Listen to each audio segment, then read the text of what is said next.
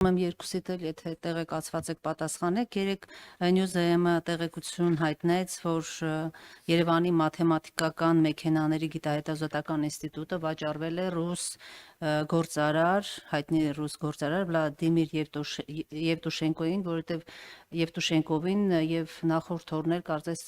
վարչապետի հետ էր հանդիպում եղել, քանի որ քաղաքացիական պայմանագիրը միշտ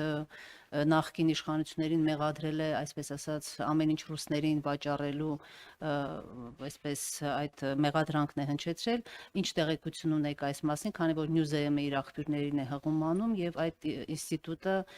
ինչպես ասում են, Մերգելյան ինստիտուտը ինչու է վաճառվել ռուսներին։ Նախ ես Նյուզեեմի աղբյուրների իսկության մասին այս բան որևէ գնահատական տալ չեմ կարող, ինչ վերաբերվում է որևէ գույք վաճառել կամ չվաճառելուն,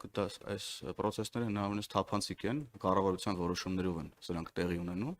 ինչ վերաբերվում է ձեր հարցի այն հատվածին, որ մենք միշտ ասել ենք, որ ամեն ինչ վաճառում է ռուսներին, մենք նման ձևակերպում չենք արել, մենք արել ենք ձևակերպումներ առ այն, որ Հայաստանի Հանրապետության կարևորագույն նշանակության օբյեկտները վաճառվել են ջրի գնով ոչ մի բանի դիմաց։ Մյուս կողմում կարող են լինեն ռուսները, այլ երկրի ներկայացուցիչներ եւ այլն եւ այդպես շարունակ։ Խնդիրը հիմնականում այն չի, թե ումա դրանք վաճառվել, խնդիրն այն է եղել, որ օրինակ Ռոբերտ Քոչյանի օրոք գույք պարքի դիմաց տրվել են Հայաստանի Հանրապետության կարևորագույն նշանակության օբյեկտներ։ Մենք սրա մասին ենք խոսել։ Իսկ ձեր հարցադրումը լրացուցիչ ճշտումների կարիք ունի, բաց աղբյուրներում ես վստահ եմ, որ դուք կարող եք ձեզ համար ավելի վստահելի եւ պաշտոնական աղբյուրներ գտնել, քան Նյուզեեմի աղբյուրներն են,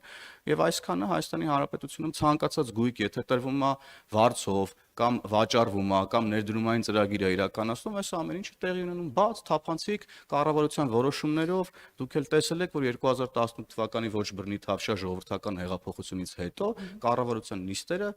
ուղիղ եթերով հեռարձակվում են, թափանցիկ են, բաց են եւ այդտեղ չեմ կարծում, որ որևէ փակ եւ ծածուկ հարց է մնում, շնորհակալ